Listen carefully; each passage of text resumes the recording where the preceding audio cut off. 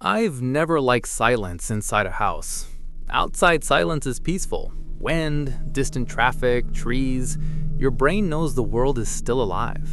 But indoor silence is different. It feels like the house itself is holding its breath.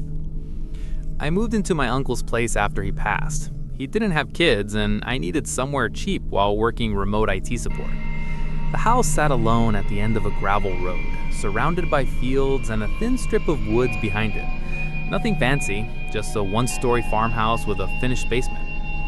The first week was normal. Too normal. Then I noticed the door.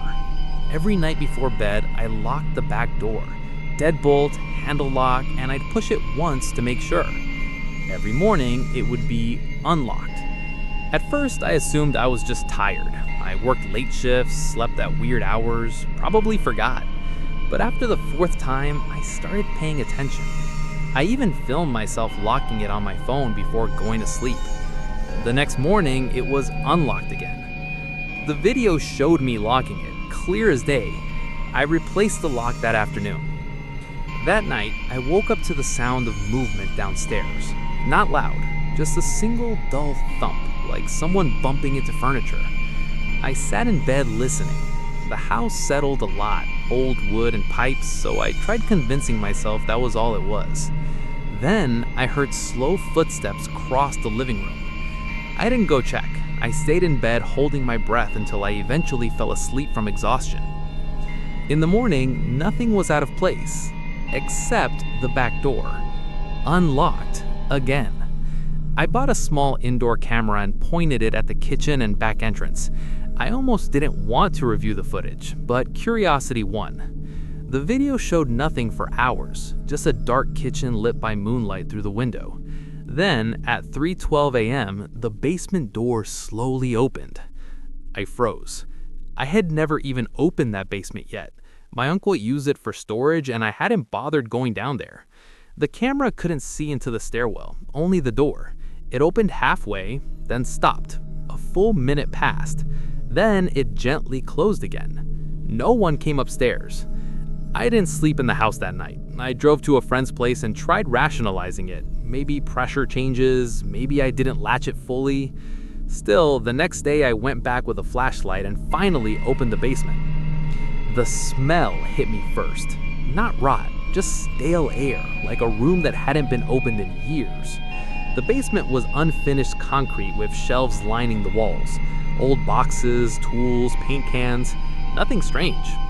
But near the far wall was a folding chair facing the staircase, just sitting there, not dusty like everything else, clean, recently used. I slowly backed upstairs and shut the door. That night, I stayed awake in the living room with every light on and the TV playing just for noise. Around 2 a.m., I must have drifted off because I woke to a soft clicking sound. The back door handle was turning, slowly, testing. I stood up and yelled that I was calling the police. The handle stopped immediately.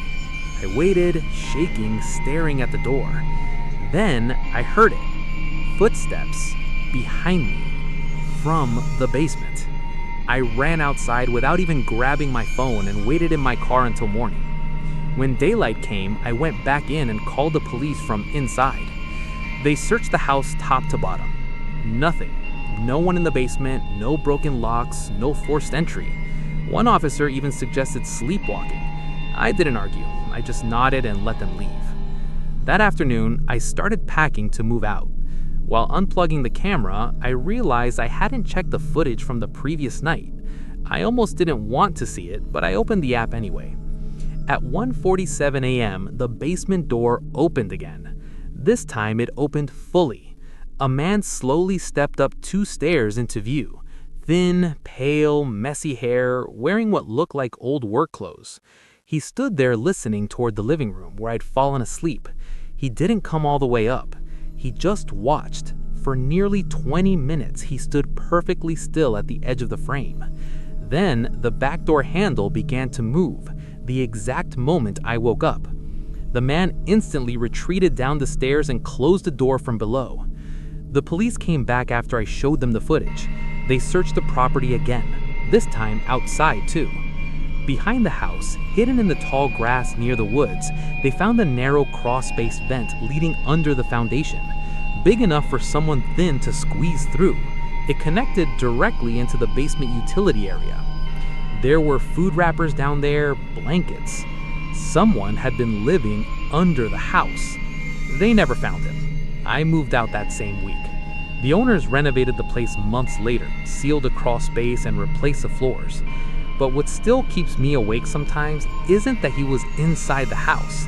It's that according to the footage, he knew I was there the whole time. He just chose not to come upstairs.